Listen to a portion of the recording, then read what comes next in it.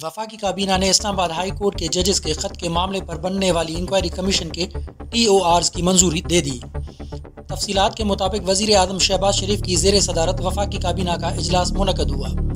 वज़ीर आज़म शहबाज शरीफ की ज़ेर सदारत काबीना के इजलास में अहम फैसलों की मंजूरी दी गई।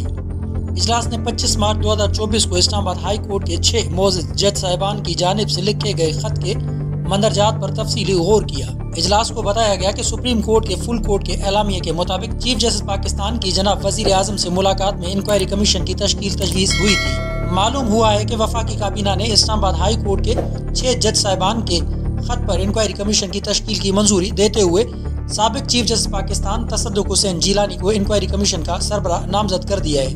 वफाकी काबीना ने इंक्वायरी कमीशन के शराइत-कार TORs की मंजूरी भी दे दी। TORs के मुताबिक इंक्वायरी कमीशन मोअज़्ज़ज़ जज साहिबान के खत में आयद करदा इल्ज़ामात की मुकम्मल छानबीन करेगा और तयन करेगा कि ये इल्ज़ामात दुरुस्त हैं या नहीं। इंक्वायरी कमीशन तयन करेगा कि कोई एहलकार बराह रास्त मुदाखलत में मुलविस था।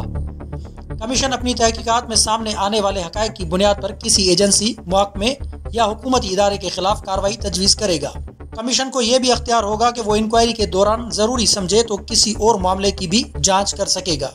बताया जा रहा है कि काबीना के इजलास ने मोअज़्ज़ज़ 6 जज साहिबान के खत में एग्जीक्यूटिव की मुदाखलत के इल्ज़ाम की नफ़ी करते हुए उसे नामुनासिब करार दिया।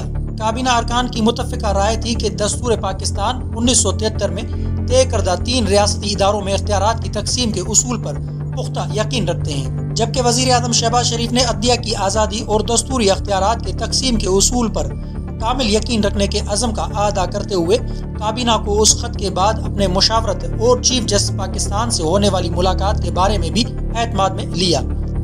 काबीना ने वज़ीर आज़म के फैसलों और अब तक के इक़दामात की मुकम्मल तौसीक व हिमायत की। मज़ीद खबरों और अपडेट के लिए जोत न्यूज़ को लाइक करें, सब्सक्राइब करें, कमेंट सेक्शन में अपनी राय का इजहार ज़रूर करें। अल्लाह हाफ़िज़।